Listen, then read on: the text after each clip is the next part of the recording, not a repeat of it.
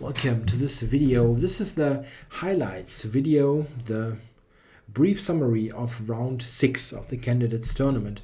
Let's get right into the action. The first game to look at is Anand against Kayaker. Anand, before this round, leading the tournament with +2, 2 wins, no loss.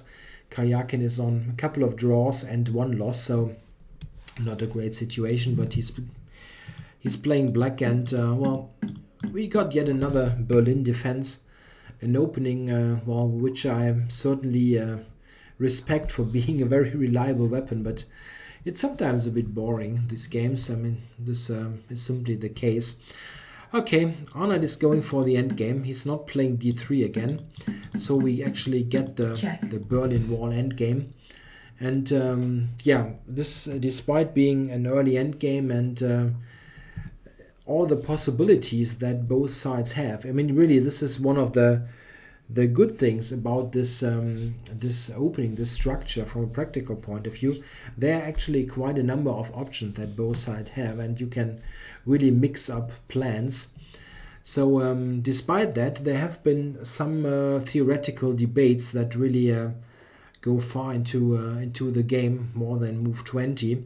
And in fact, we follow a line that has been played in the last couple of years. Yeah, h5 to block on the king side, and now knight g5. White tries to get one of black's bishops to get rid of the bishop pair. Yeah, and black is covering this nicely with the rook on h6. So he uses the rook that very often has problems with entering the play, simply because black has spoiled castling rights. Yeah, a couple of moves later we see some trades, and in fact the rook will recapture on e6. Black took on c3, spoiling the pawn structure, and now rook d8. Yeah, the thing is, this position was already reached in games by Kayaker, both with white and black. And Anand's new idea was the straight here and then play rook to h1. And Kayaker really invested some time here to figure out what the best response is. Played knight d5 and bishop g3 by Anand. Yeah, here of course black could take on c3, but this is really a risky decision, because rook h7 combined with f4 leads to a substantial initiative for white. Maybe it is not so terrible for black, but it is risky. He decided to play g5, and I like this move much more because it's just stopping this f4 pawn roller, and it's a very human move, I believe. c4 and knight c3. Yeah, Anand could have tried without c4, but the problem was that also black was intending to play knight f4, so he pushed this. Here knight f4 wasn't great. White keeps this pawn and will get to f4. Kayaker went here, and now Anand activated the king. Rook g6 and a3, keeping this pawn. Here, in fact, I believe that Vichy should have played rook h8 check and try to set problems this way. Here I actually believe that black needs to be quite precise to keep the game on equal terms. Something like that, for example, can be an idea. And now the move e6. Yeah, a funny idea. And I think white retains some pressure. Rook h8, I mean, no, it's not a win of a piece. Note that. This might have been a chance to put more pressure on Kayaker. And he played a3, and after that black got this knight to e6, the ideal post. It covers all the important squares, and a couple of moves later we see that black has set up really a fortress-like position, and exactly here the game the game was agreed drawn. Yeah, I think this is a fair result. White really has no way to make any sort of progress. It's just a fortress that is possible to take down. So certainly a result that both players can be okay with. Anand keeps his lead. He didn't risk anything, was never in danger, and put some slight pressure on Kayaker. Maybe this rook h8 move was a bit more testing, but in general I think Anand is quite content with this game. Okay, next game to look at is Mammadyarov against Svidler. Mammadyarov is on -1. He lost 2 games early, then won one game. Yeah, and Svidler is on +1 again after he beat Topalov yesterday. So an interesting starting point for this game. And Svidler is coming up with a big surprise. He plays the Dutch defense, probably for the first time in his life in a serious game. And yeah, quite a surprise. But Mammadyarov plays the first couple of moves quickly, and not very surprisingly, within the Dutch, Black went for the Leningrad, which is by far the most popular line within Dutch territory. Yeah, here Black also has c6, knight c6, but okay, queen e8, the most popular move. Here Mammadyarov went for a really weird sideline, b4. The idea b4 is not revolutionary in the Leningrad, but in this particular position it is very uncommon, because quite often b4 works better with the bishop on b2 and the knight on d2 instead of c3. And we see that really quickly. Black is getting a fine position with e5, e4. And yeah, Svidler gets an active game because this e4 pawn is always blocking the bishop. So yeah, the other way around makes more sense. The bishop is always biting on this pawn. And well, both sides activate their pieces. f3 designed to actually do something with the bishop. Bishop e6. And now we have some complications in the center. Yeah, white is winning this pawn. Check. But Black has a counter-attack with b5. Yeah, around here we get to the critical phase of the game. Black has an active position. Yeah, he has got an active rook and good bishops. So there is really no reason for him to be afraid of anything. I think Black has a perfectly acceptable position. Here White could have played bishop d5, which leads to a very long complicated line after this capture. Queen e2, oops, not queen e3, of course, queen e2. White can play d6, and this line in fact will lead to a draw after king h8, queen to d5. Quite a complicated line. At the end, this will end in a draw after, for instance, this oops, sorry, not rook a3 is wrong, of course. You need to sorry, you need to take here, and after this, for example, this leads to a draw. I confused myself here. Check. This is what Mammadyarov had calculated and later demonstrated in the press conference.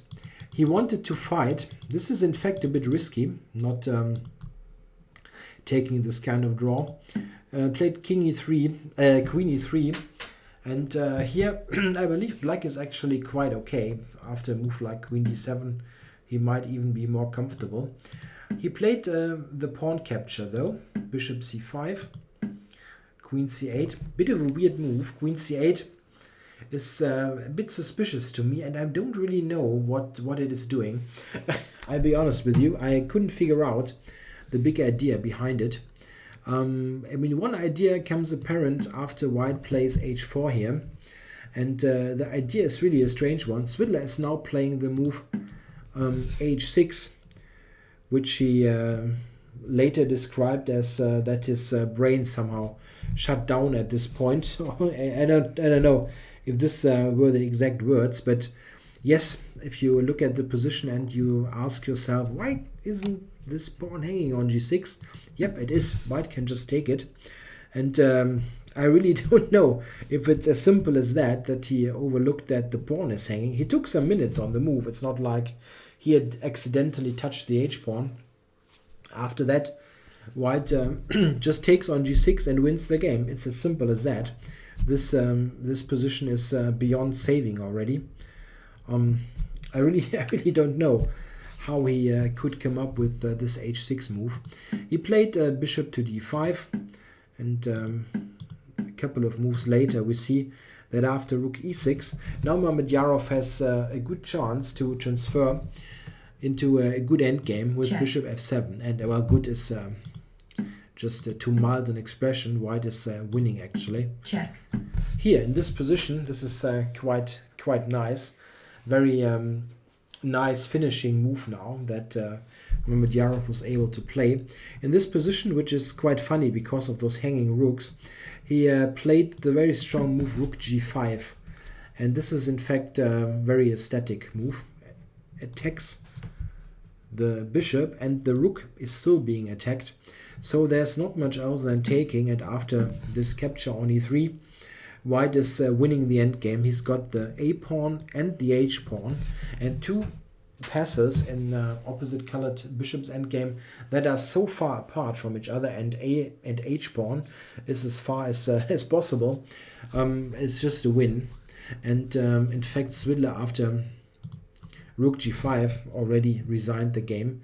So a tough loss for him. He was just back in the race with a plus score after his win against Topalov, and now he's losing again with a somewhat strange game. I mean, h6 is really completely inexplicable.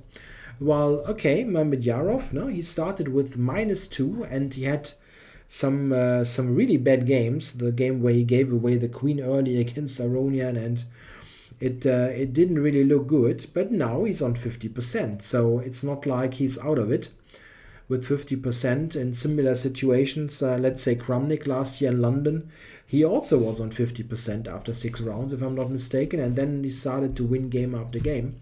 So Mammadyarov has fought himself back into this tournament. That's not bad at all. All right, so next game to check. This is the quick summary. Topalov against Kramnik.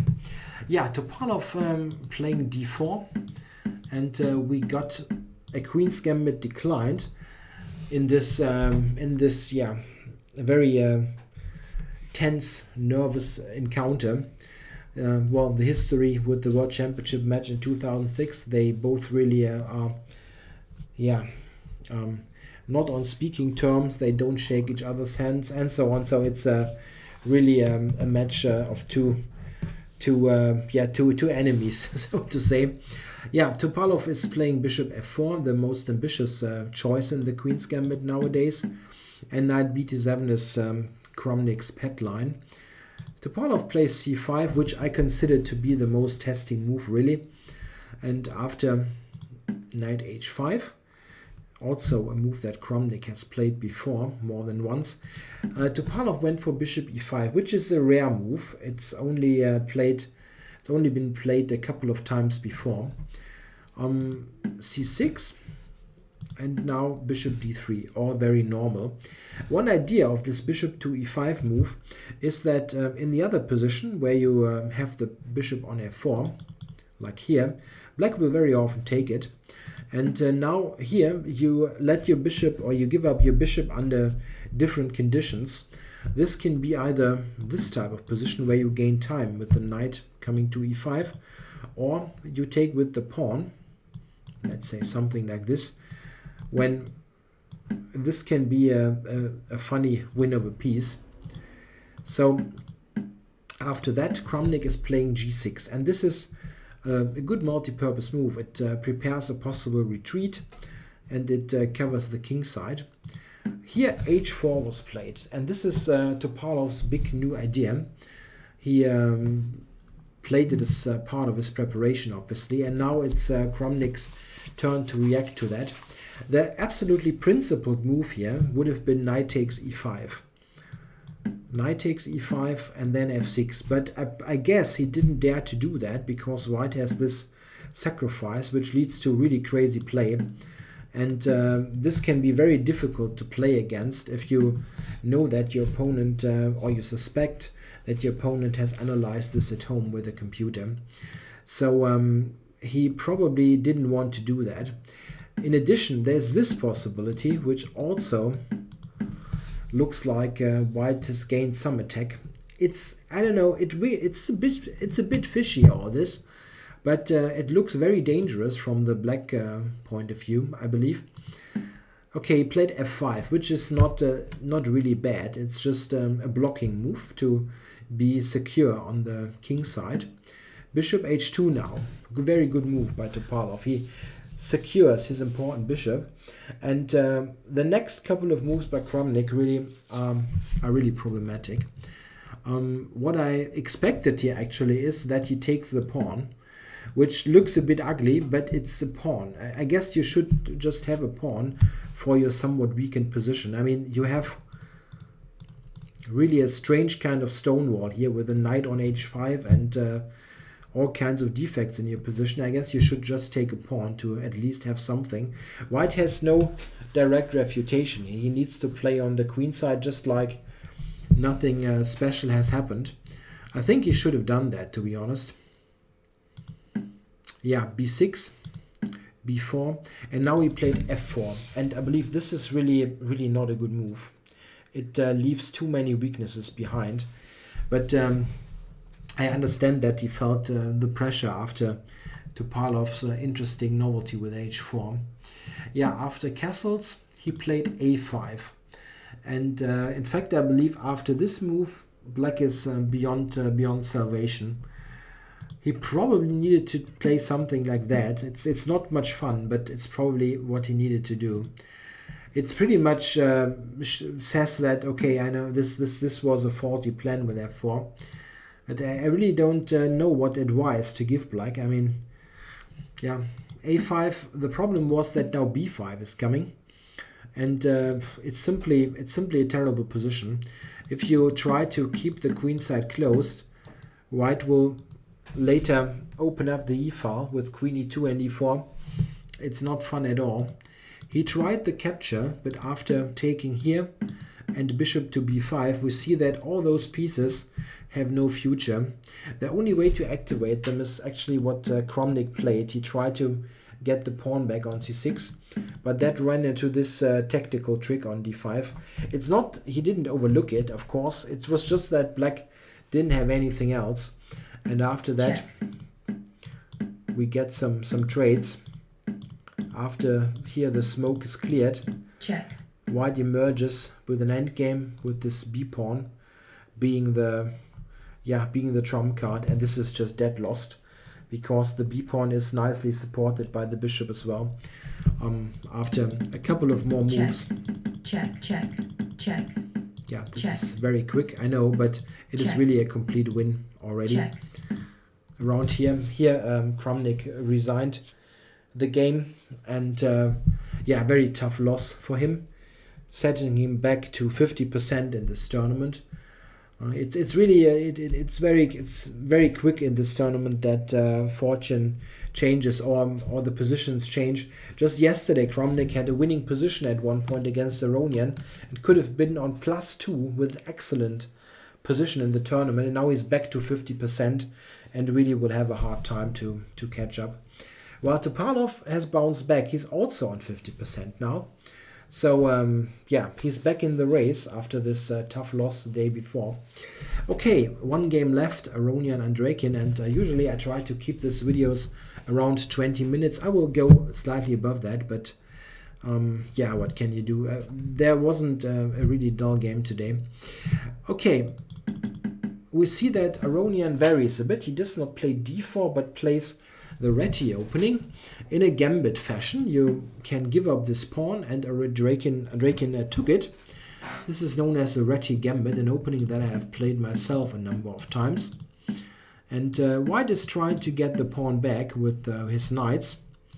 And yeah, black does not really want to return the pawn without a fight, so he plays queen d4. Very funny, I think, is that Rakin is really taking time for that. He seems to be taken off guard by the line and finds it all over the board, which is quite remarkable.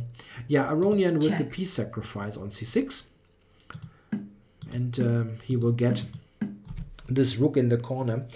He didn't invent this in the game. This has been played before in a number of games, and in fact only here bishop d7 by Rakin is a new move, a novelty.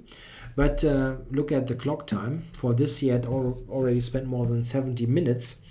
He was finding it all over the board. In former games, h5 has been played.